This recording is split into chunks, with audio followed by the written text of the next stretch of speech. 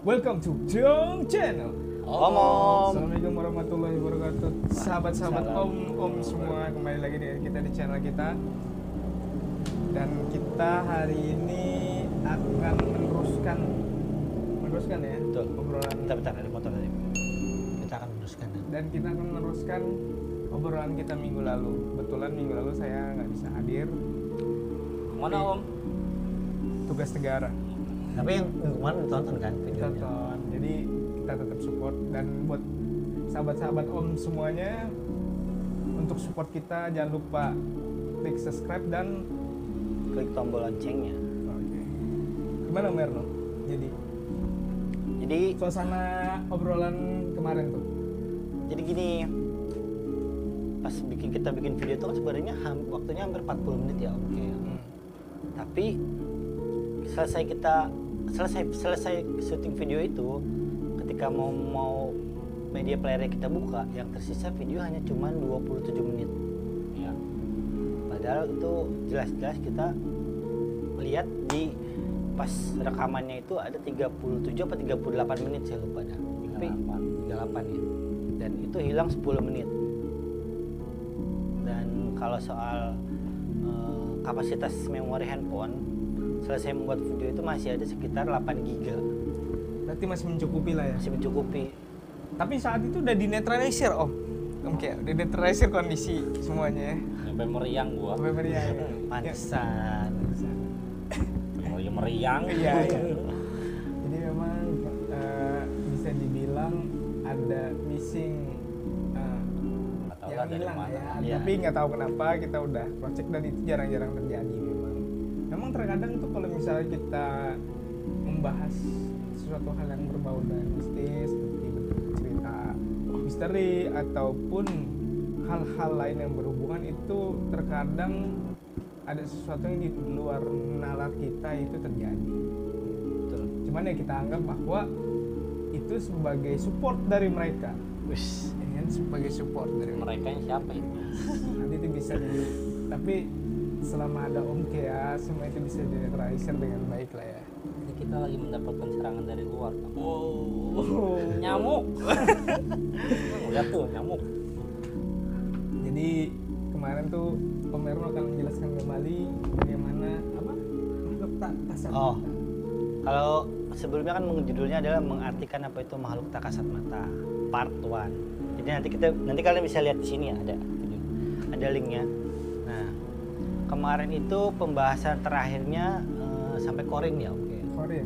Kurang Jadi kan makhluk tak kasat mata itu ada jin, kodam, korin, setan. Kan kalau jin itu sebenarnya adalah bentuk nyatanya, cuman kita nggak bisa lihat. Orang manusia pada umumnya memang nggak bisa lihat, hanya orang-orang tertentu yang mungkin mereka bisa lihat. Nah, setan itu adalah bentuk visualisasi dari rasa takut kita sendiri. Bukannya setan itu maksudnya memang sudah dituliskan dalam setiap kitab agama bahwa dia akan sesuatu yang real dan mengganggu umat manusia ya? Betul, memang itu jadi gini, jin itu kan ada banyak kelompok, ada iblis, ada setan, ada dan lain-lainnya. Nah, ketika kalau taruhlah kita ke tempat-tempat yang tertentu yang bukan angker, ketika kita bilang ada setan, gitu kan, itu dalam artian kita melihat sesuatu yang memang berbentukan. Nah, jadi sebenarnya itu adalah visualisasi dari rasa takut kita sendiri. Kebetulan jinnya itu adalah menyerap energi rasa ketakutan kita. Ketika kalian lihatnya pocong, jadinya pocong. Ketika kalian takut sama genderuwo, ya jadinya genderuwo. Ketika kalian takutnya sama kuntilanak, ya jadinya kuntilanak. Kalau takut sama bini, Pulang aja. Langsung pulang, itu mending langsung pulang. Nah, jangan ngomong apa-apa lagi. iya udah langsung pulang aja. Nah, kodam itu adalah jin juga. pendamping ya? Bukan ya? Kalau kodam itu adalah jin yang biasanya menempel atau hinggap di benda-benda mustika. Mustika. Mendiami, betul. Apa itu? Batu, contohnya keris, ataupun tempat-tempat tertentu yang memang angker ya. Yang memang Keramat ya. keramat ya. Dan maksudnya yang membuat tempat-tempat itu angker atau keramat tuh pasti ya manusianya sendiri ya. Manusia sendiri, Karena betul. secara tidak langsung itu membuat membuat menjadikan suatu energi yang bisa dimanfaatkan oleh makhluk-makhluk yang tak kasat mata tersebut. Oke, nanti berarti kita langsung lanjut aja di Korin ya. Jadi kemarin itu kan kayak ada pertanyaan, Korin itu bisa mati atau enggak kan? Iya. Jadi kenapa manusia kadang merasakan dejavu? Pasti kalian pernah merasa dejavu. Dejavu ya, seperti wah kayaknya gue pernah nih kayak Betul. gini gitu ya. Jadi ada beberapa referensi yang saya baca, dejavu itu adalah proses sebenarnya korin kita sebelumnya sudah sampai di sana. Dalam artian gini loh, jin korin yang mendampingi kita itu kan usianya sudah ratusan bahkan mungkin ribuan tahun ya. Jadi sementara umur manusia paling lama juga mungkin sekitar 80 tahun lah. Kalau kita sementok-mentoknya mungkin ada yang sekitar 100 tahun lah mungkin lah. Nah, jadi korin ini kenapa dia bisa mengingat semua banyak memori, karena memang dia kan merekam. Jadi kalau misalnya satu korin itu yang saya tahu itu bisa hinggap di beberapa manusia. Jadi kalau misalnya manusia ini sudah mati, sudah meninggal, si jin korin ini kan nggak mungkin ikut lagi ke manusia tersebut, dia kan nggak pisah. Jadi takdirnya cuma sampai saat manusia itu berpulang. Nah, si jin korin ini bisa menempel lagi ke manusia yang lain yang memang ditakdirkan oleh Allah untuk mendampinginya. Oh, jadi ibarat kata ini memang pertemuan atau keadaan dia menemani diri kita itu berdasarkan dengan Takdir. Kalau menurut saya memang takdirnya ya. Jadi itulah kenapa kadang-kadang kita suka merasakan dejavu. Jadi korin kita itu dahulunya ada mungkin manusia sebelum kita yang manusia sebelum kita yang ada korin kita sendiri. Jadi kan korin kita itu sebenarnya mungkin dahulunya ada digunakan oleh orang lain atau menempel di orang lain. Dan kebetulan orang itu sudah wafat. Nah mungkin orang itu pernah hinggap di daerah tersebut. Jadi ketika kita melewati daerah tersebut, jadi kita seperti kok kayaknya pernah ya di sini. tapi korin itu membawa efek negatif atau positif Betul. buat energi tubuh kita. Efek tergantung sih sebenarnya. Jadi korin itu kan yang namanya jin itu adalah tugasnya membisiki, menghasut. Oh, jadi memang efeknya negatif ya? Efeknya sebenarnya negatif. Jadi, nah di tradisi Jawa ada kan yang namanya puasa pati geni, pati mukti untuk laku tirakat supaya korin kita tidak menguasai kita. Jadi kita yang menguasai korin tersebut. Om Kia gimana caranya mengeluarkan energi korin kita dan mengetahui atau mendeteksi, Om Kia? Belum pernah mencoba, jadi kurang paham juga ya. Emang Om Kia ini terkadang suka merendah diri ya. Nah kebetulan karena korin itu bisa merekam semua yang kita lakukan, jadi kadang jadi gini loh, adik saya ini kejadian nyata bener ya. Jadi adik saya itu waktu sekira umurnya masih 6 tahun 7 tahun lah, saya baru mengingat kembali karena kemarin sebenarnya saya baru mengingat. Jadi di rumah waktu masih tinggal di Angke, nah adik saya itu lagi tiduran di dadanya almarhum ayah saya. Nah nenek saya di luar. Ini kejadiannya nenek saya itu ngelihat bukan cuma nenek saya, ada 3 orang tetangga di situ. Jadi pas tiba-tiba ada adik saya keluar dari gang. Jadi pas terus nenek saya bilang teriak, nenek mau kemana lu gitu. Maksudnya ngeledek adik saya, mau kemana lu gitu kan. Lari ke ujung ke gang yang gelap. Nah yang lain 3 orang. Pas nenek saya masuk ke dalam rumah, lagi tiduran sama ayah saya. Jadi salah satunya bentuknya seperti itu ya, yang menyerupai. Karena dia bisa menyerupai kan jin korin. Saya nggak tahu itu jin korin atau memang jin yang menyerupai adik saya. Tapi ya memang seperti itu. Yang ke tadi apa ya, jin, korin, setan, kodam, udah. Yang selanjutnya adalah roh, arwah, bisa dibilang roh atau arwah ya. Jadi kan ketika orang sudah meninggal, roh sama jasad, arwah atau sama jasad itu kan sudah berpisah dan nggak mungkin lagi ada di bumi. Dalam artian memang sudah pindah alam. Ada beberapa referensi yang mengatakan kalau kecuali orang yang mati bunuh diri. Orang yang mati bunuh diri itu, ini orang mati bunuh diri beda dengan orang yang mati dibunuh atau kecelakaan. Mereka tetap terpisah. Cuman kadang korinnya itu yang menyerupai si orang yang dibunuh atau yang kecelakaan. Ya biasanya sih yang saya tahu itu hanya sekedar minta didoakan ya. Cuman mereka tampilannya ketika ketemu tuh memang serem, tergantung ketika terakhir si manusia tersebut keadaannya kayak gimana. Biasanya korin-korin yang kecelakaan ataupun jadi manusia-manusia yang kecelakaan itu ataupun dibunuh, korin-korin ini biasanya mendatangi orang-orang yang bisa untuk minta didoakan.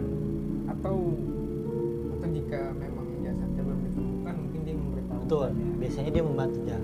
Biasanya dia membantu. Nah, kecuali kalau orang yang mati bunuh diri. Nah, ini kan yang namanya mati bunuh diri itu kan sangat-sangat dibenci sama Allah ya. Jadi Allah Subhanahu wa taala ya. Dan ibaratnya- dilarang oleh semua agama. Betul. Semua agama juga melarang. ibaratnya lu belum waktunya mati, kenapa lu mati gitu kan. Jadi kalau misalnya ada istilah bilang, belum tentu juga gue mati walaupun jatuh dari jurang ataupun dari jembatan. Kalau udah mati kan. Jadi roh yang orang matinya itu bunuh diri biasanya itu dia menggantung, nggak hidupnya tuh apa ya? Tidak terima bumi dan tidak terbang ke langit. Iya, yang seperti itu. Ya mungkin kita bisa umpamakan seperti itu ya. Momen seperti itu. Jadi sungguh miris sebenarnya ya. Karena dia memilih sendiri. jalur kematiannya, sedangkan kematian itu adalah sebuah takdir yang tidak bisa diketahui oleh manusia. Yang selanjutnya adalah siluman. Siluman ya. Ada sih lu, Ada. bukan termasuk kalangan jin. Itu dia. Saya ada beberapa referensi yang mengatakan siluman itu adalah manusia yang berpindah ke alam menjadi siluman, berpindah ke alam lain menjadi siluman. Tapi ada juga yang mengatakan jin yang berpindah ke alam lain di luar dari alam jin jadi siluman. Dalam artian mungkin ini menurut saya, kalau bisa ada salah mohon diluruskan. Jadi mungkin ada alam manusia, alam jin sama alam siluman. Mungkin ya, saya nggak tahu juga. Tapi yang saya baca seperti itu. Jadi siluman itu selalu diidentikan dengan yang namanya ular. Buaya Yang pertama pasti ular. apa sih, ular putih bloro? Iya kan? Betul, ada. Iya kan ada. Ada. Itu atau buaya, siluman buaya putih Ada. bukan? Jadi kenapa ular itu selalu diidentikan dengan siluman? Jadi ketika Nabi Adam dan Siti Hawa di surga, mereka digoda oleh seekor ular untuk memakan buah yang namanya batin. Hanya iblis. Kan iblis yang menyerupai jadi ular. Kenapa diidentikan siluman itu selalu dengan ular? Yang pertama pasti ular ya. Selebihnya mungkin bisa buaya, monyet. Cicak. Nggak ada sih. Ya kasihan banget kalau cicak. Nggak keren Nggak banget serem, gitu. nggak serem Nggak ya? keren. Nggak keren ya? Nggak keren. Dan yang saya baca Jadi juga siluman itu bukannya karena orang terikat dengan perjanjian dengan makhluk lainnya, sehingga jika perjanjian itu sudah terpenuhi maka dia menjadi pengikutnya dalam bentuk siluman. setahu saya sih enggak ya, enggak seperti Enggak itu. ya? Mungkin ada referensi, mungkin sobat-sobat ada referensi lain, silakan ditulis di komen. Setahu saya kalau itu jatuhnya sudah perjanjian itu namanya kita udah bersekutu kan. Iya betul. Bersekutu ya kita bukan jadi siluman lagi, kita udah jadi babuni siluman. Kalau jadi siluman, kasihan silumannya ya. Iya. Jadi apa? Juga sih. Iya juga ya, bener juga. Nah, ada beberapa sumber yang mengatakan ada manusia yang menikah dengan siluman ular, siluman buaya, dan itu menghasilkan keturunan.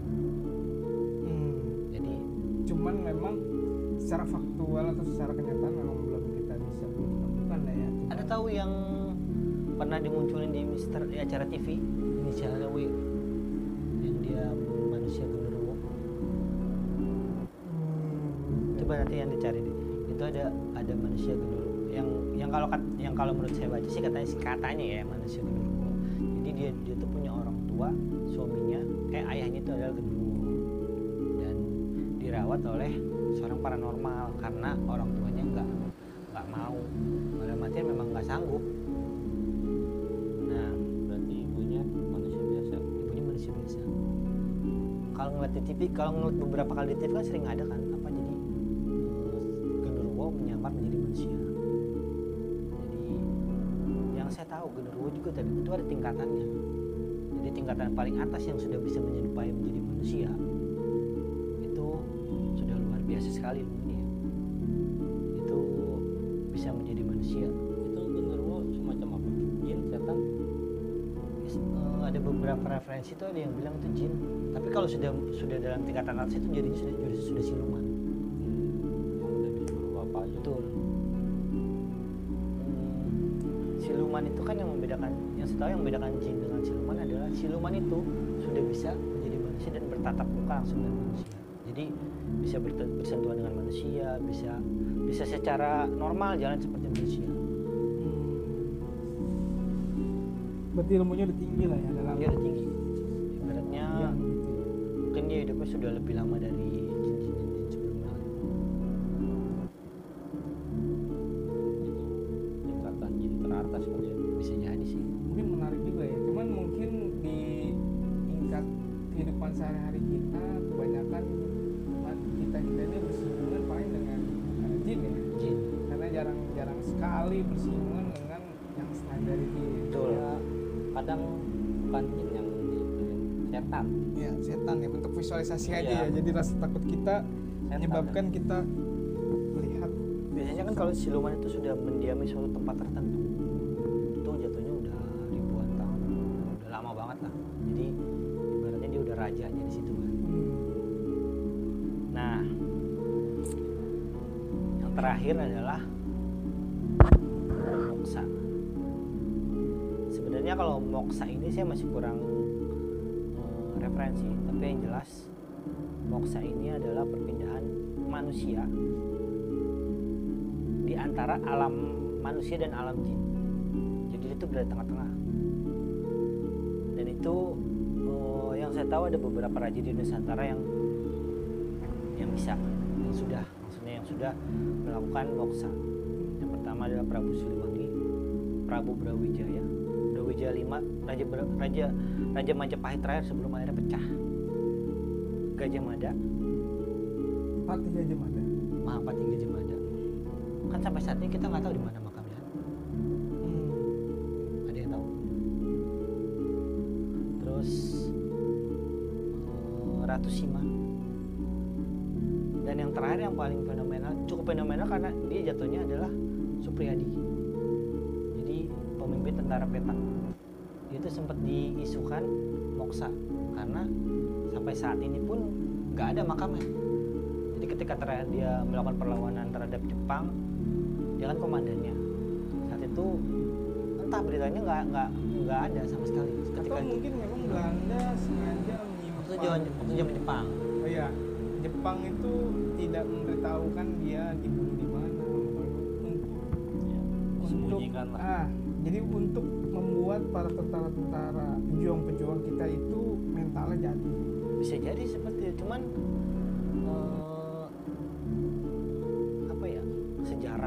dalam sejarah pun nggak ada nama Supriyadi itu dimakamin di mana. Taruhlah dalam sejarah pasti kan ada kan. Mungkin lah taruhlah petinggi-petinggi tentara Jepang zaman itu ada yang mengatakan kepada orang Indonesia atau kepada petinggi-petinggi Indonesia yang mengatakan bahwa makamnya si ini ada di sini, tapi ternyata sampai sekarang nggak ada. Itu sih. Mungkin nanti kalau soal moksa akan kita bahas di next ya, karena ini perlu pembahasannya. Karena pembahasannya itu lebih dalam, lebih menarik tentunya kan, dan berhubungan dengan sejarah juga ya. Sejarah kerajaan, babatan Jawa dan lain-lain. Jadi kita butuh waktu yang cukup panjang. Oke teman, sahabat-sahabat Om, jangan lupa untuk klik subscribe dan tonton video kita untuk mensupport kita selalu dan mendengarkan kisah-kisah kita cerita bisnis, dan tentunya di malam Jumat ya. Selalu tayang di malam Jumat. Menemani malam Jumat sahabat-sahabat Om semua. Sekali lagi kita akhiri untuk segmen kita Mengartikan makhluk tak kasat mata part 2. mengartikan makhluk tak kasat mata. Tak kasat mata part 2. Oke, Om Ki ada yang mau disampaikan, gimana kondisi malam ini? apakah bilang banyak serangan dari banyak luar. serangan dari luar ya? Semoga serangan-serangan itu bisa di handle ya. Iya, alhamdulillah Bisa sih masih ditangani. bisa dikendalikan ya. Nyamuk. Oke, sampai jumpa di Drum Channel. Ngomong.